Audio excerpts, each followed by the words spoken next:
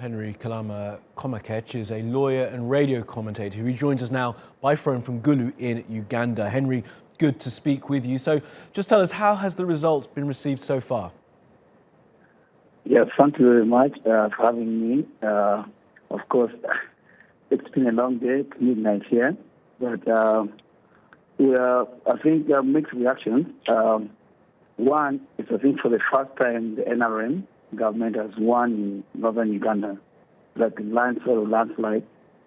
Many candidates have been able to go through, and this is everyone's surprise because for the last perhaps 20 years or so, northern Uganda has been voting against Museveni and most likely against his candidates. So this time, many of them have won, perhaps almost 75% are NRM for members of parliament, and then Museveni himself has won. So everyone is asking why, why the change this time.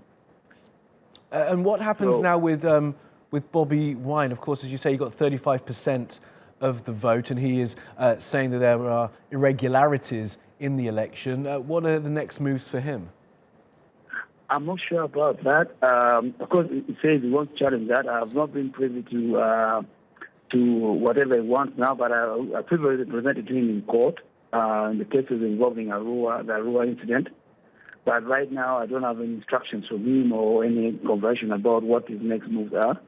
But I think he has the right to go to court if at all there's evidence against the election. But I think he might get ground, especially during the start of the election. There was no nomination, no consultation allowed for him. The nomination was violent. Even the campaigns are really violent. So maybe he could have ground saying maybe it's not free and fair in regard to what has been happening in the media. We've been seeing a lot of stuff happening. So maybe this could be some of the ground. Well, as you mentioned, the campaign and the pre-election was quite violent. There were a number of deaths, and Bobi Wine had his car shot at many times. Is there an expectation now that there may be more violence as Bobi Wine disputes the election results?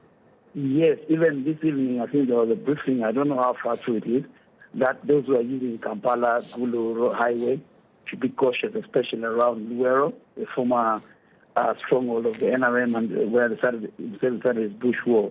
So I think there's a bit of violence. I'm cautioning people from northern Uganda especially to travel carefully to Kampala. I've also not been able to travel, just watching what's happening. So most people want to drive through Masindi, Hoima, and into Kampala. So Luero seems to be a bit tricky, ironically. Okay, well, the situation to keep an eye on. Henry Kilama Komakech, a lawyer and radio commentator, thank you for your time.